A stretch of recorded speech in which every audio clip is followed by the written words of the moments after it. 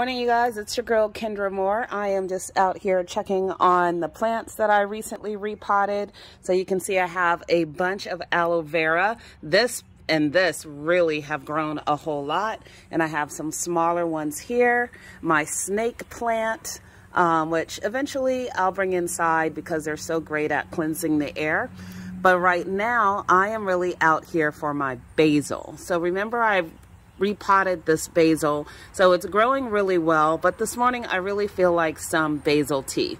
So I'm just out here getting some of these clippings of the larger tea leaves. This is my first cutting for this from this basil, and then I won't mess with it for a while and let it grow in some more and get fuller.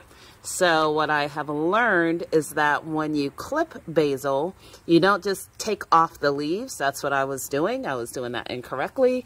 But to help promote growth and do it the right way is that you kind of clip it at these nodules here.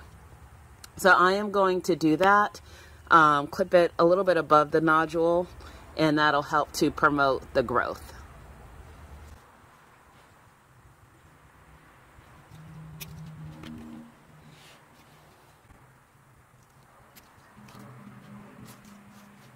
That's all I'm going to clip today. I'm just going to let this kind of grow out. So now that I have my basil, all I have to do is wash it. You want to give it a nice gentle wash. Then I'm going to take it and chop it up.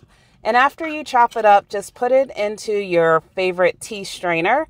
And you're going to add hot water. But before I do that, I actually feel like having some Earl Grey tea with this. So I'm adding a tablespoon of Earl Grey, then adding my hot water. Let it steep for about 3 to 5 minutes. Then add your favorite sweetener. For me, it is honey. It's always my go-to. And that's all you need.